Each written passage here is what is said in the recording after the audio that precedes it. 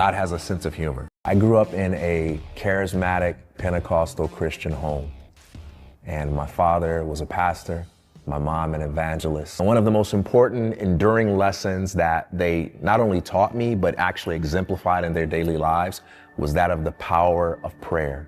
My parents taught me that prayer was the most powerful force in the world, and that if you really want to see things happen, if you really want to see souls converted, if you really want to see the things that you're worried about change, then bring passion to prayer, because you move the hand of God by spending your life on your knees. If you had asked my wife 5 years ago, who is your impossible dream? If you had to name anyone who would never become Catholic, who is that person?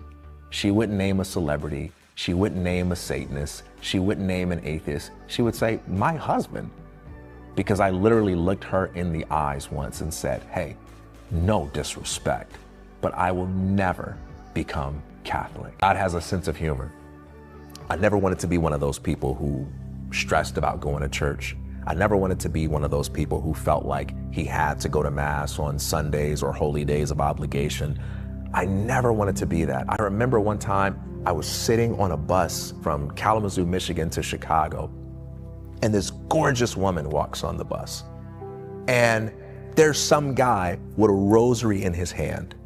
And he sees this gorgeous woman, and all of us guys on this bus are eyeing this lady like she's so beautiful. This guy sees her, and he takes his rosary, and he puts his head down, and he starts to pray it. And I look at this guy, and I think, how pathetic.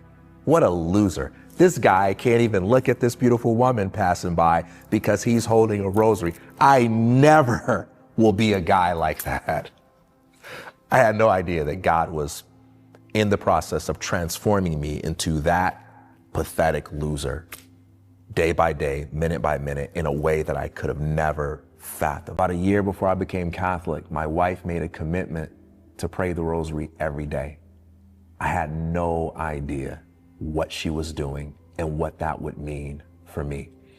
She told me that she was doing it, but that was just like anything, telling me she's going to Mass or telling me she's saying a novena. It was one of those things that I just casually respected, but I didn't really make a big deal out of it. My wife showed up every day and she prayed the rosary. I continued to live my life. I didn't care about it at all.